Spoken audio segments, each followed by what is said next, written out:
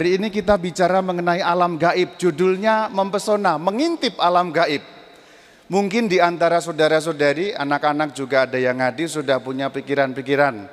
Oh, mengintip alam gaib, berarti kita hari ini diajari nonton kuntilanak.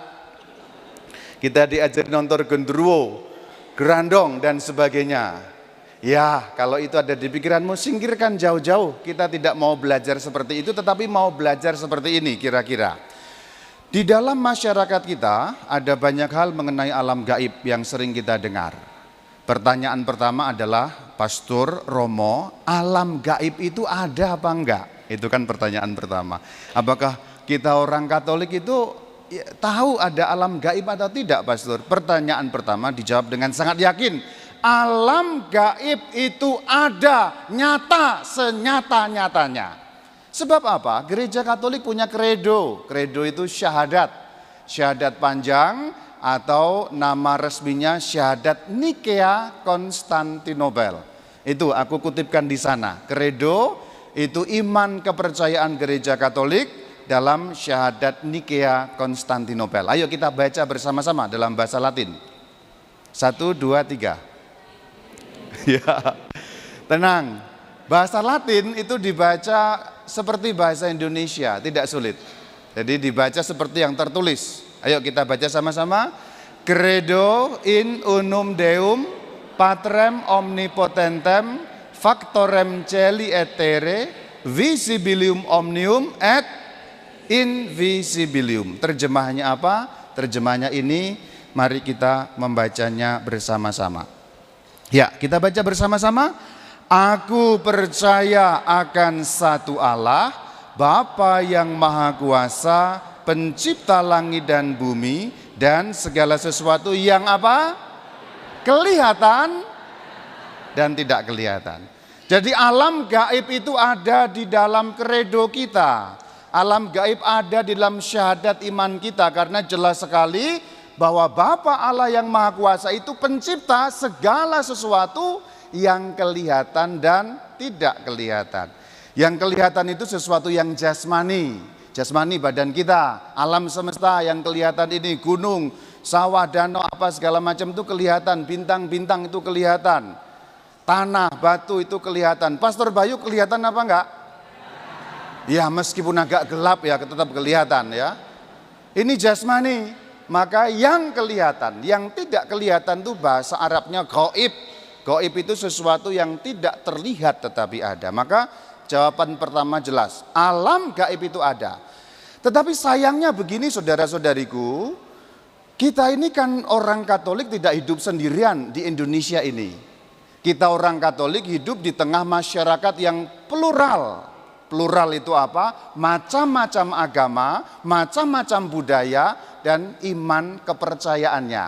Sayangnya, begini sayangnya. Sayangnya ilmu kita mengenai alam gaib, pemahaman kita mengenai alam gaib, mengenai alam yang tidak kelihatan itu sangat banyak dipengaruhi justru bukan oleh ajaran gereja Katolik, tetapi oleh masyarakat sekitar kita, oleh adat budaya Jawa, adat budaya Chinese, adat budaya Batak, adat budaya Flores dan segala macam adat budaya, juga pengaruh agama-agama lain, dan sekarang yang paling hebat adalah pengaruh televisi.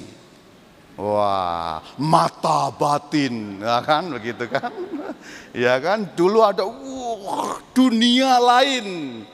Nah, ini sedikit banyak atau malah banyak, tidak hanya sedikit, justru mengendap dalam pikiran kita, sehingga cara kita menalar ilmu kita tentang alam gaib berasal dari tayangan-tayangan seperti itu yang tidak semua cocok dengan iman Katolik. Pengakuan iman Konsili Lateran keempat mengatakan Allah mengadakan pada awal segala waktu sekaligus dua ciptaan dari ketidakadaan, yang rohani dan yang jasmani, yaitu malaikat dan dunia, dan sesudah itu yang manusiawi yang boleh dikatakan sekaligus terdiri dari roh dan badan.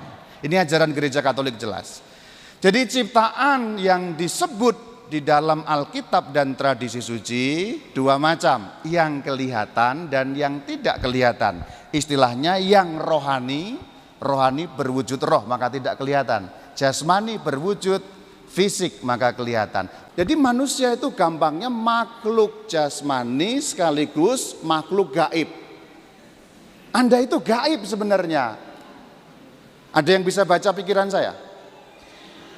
Pikiran saya itu gaib karena tidak ada yang bisa baca. Sebelum saya omongkan dengan mulut yang adalah jasmani, mulut ini jasmani, bisa ngomong ini jasmani. Mulutku yang bergerak ini menyuarakan pikiranku, tetapi pikiranku itu gaib, tidak bisa ada orang yang bisa baca. Sampai aku menggerakkan mulutku untuk bicara, halo saudara-saudari, kamu bisa mendengarkan, tapi sebelum aku ngomong, aku gaib. Karena pikiran tidak ada orang yang bisa menjangkau. Bahwa ada makhluk rohani tanpa badan yang oleh kitab suci biasanya dinamakan malaikat adalah satu kebenaran iman. Kesaksian kitab suci dan kesepakatan tradisi tentang itu bersifat. Nah, jadi penciptaan itu begini. Perhatikan, ini penting sekali untuk memahami nanti. Jadi Tuhan ketika menciptakan langit dan bumi ini, menciptakan yang kelihatan ini, menciptakan manusia setelahnya, sebelumnya Tuhan sudah menciptakan makhluk rohani, yaitu siapa? Malaikat. Jadi makhluk rohani itu namanya malaikat. Itu ciptaan Tuhan sebelum menciptakan dunia ini. Penciptaan malaikat yang rohani, roh murni, tidak ada badan, tidak bisa dilihat. Itu pertama diciptakan. Nomor dua diciptakan, yang ada gambar bumi, penciptaan dunia yang jasmani, benda-benda, makhluk-makhluk, tanaman, binatang.